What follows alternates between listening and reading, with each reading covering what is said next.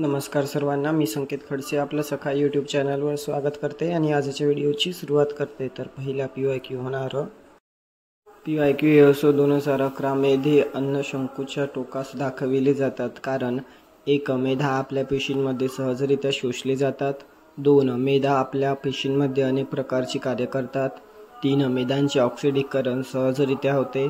4. मेधा आपल्या पेशींमध्ये कधीही साठवले जात नाहीत. तर या PYQचं उत्तर होणार 3. मेधांचे ऑक्सिडीकरण सहजरित्या होते. पुढील PYQ असो 2011 पुढीलपैकी कोणास अन्नामधून जास्तीत जास्त प्रथिने घेण्याची गरज असेल? 1. 12 ते 18 वर्ष वयोगटातील वयात येणारी व्यक्ती. 2. गरोदर स्त्री. 3. शेतावर काम करणारी व्यक्ती. 4. शास्त्रज्ञ. तर या PYQचं उत्तर होणार 1. 12 ते 18 वर्ष वयोगटातील वयात येणारी व्यक्ती. पुढील PYQ असो 2011 मादक पेये तयार करण्यासाठी रिकामी जागा वापरली जात नाही. 1. ग्लुकोज. 2. फ्रुक्टोज. 3. ईस्ट. 4. यापैकी कोणतेही नाही. तर या PYQचं उत्तर होणार 3. ईस्ट.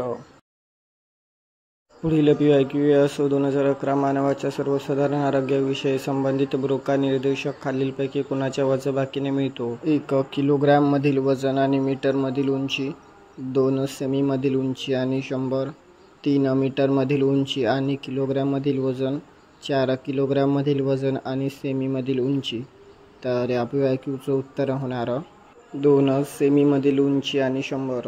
पुढील PYQ महाराजपत्रित पूर्वपरीक्षा 2023 अँटीमोनी संयुगे रिकाम्या जागाच्या उपचारांसाठी वापरण्याची शिफारस केली जाते.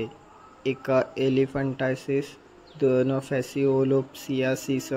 3. शिस्टोमियासिस. 4 वरीलपैकी काहीही नाही. तर या PYQचं उत्तर होणार 3. शिस्टोमियासिस. तर भेटूया पुढील व्हिडिओमध्ये. धन्यवाद.